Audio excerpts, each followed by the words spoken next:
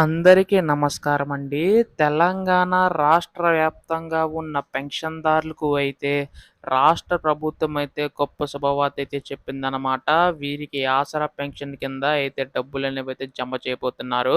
So, ఎప్పుడు జమ చేస్తారో ప్రతీదీ కూడా తెలుసుకుందామండి.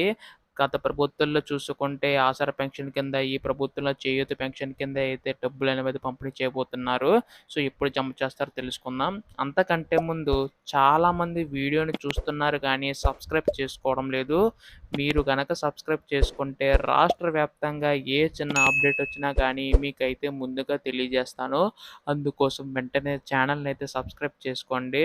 అలాగే పక్కనే ఉన్న బెల్ ఐకాన్ అయితే ఆల్‌లో పెట్టుకోండి. అప్పుడే మీకు నోటిఫికేషన్ ద్వారా ప్రతి అప్డేటు కూడా మీకు తెలపడం అయితే జరుగుతుంది. ఇంకా ఆలస్యం చేయకుండా వీడియోలోకైతే వెళ్ళిపోదాం. ఇక్కడ మనకి గత ప్రభుత్వంలో చూసుకుంటే ఆసరా పెన్షన్ కింద, ఈ ప్రభుత్వం చేయూత పెన్షన్ కింద అయితే పెన్షన్ పంపిణీ చేయబోతున్నారండి.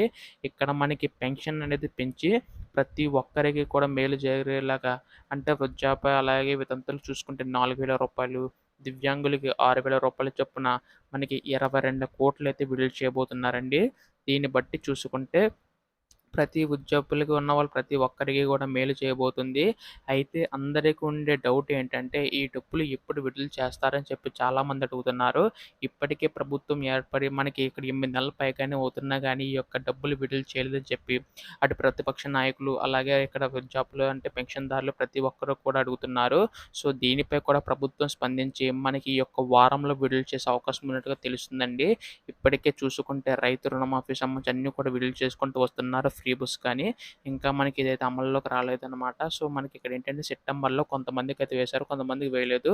సో, మనకి మొత్తం గాని ఎవరికైతే వేయలేదో వారందరికీ కూడా వేయడం అయితే జరుగుతుందనమాట. దీన్ని బట్టి కూడా పెన్షన్ సంబంధించి కూడా డబ్బులనేవైతే త్వరలో విడుదల కాబోతున్నాయండి. దీనిపై కూడా మనకు అధికార ప్రకటన అయితే రానుంది.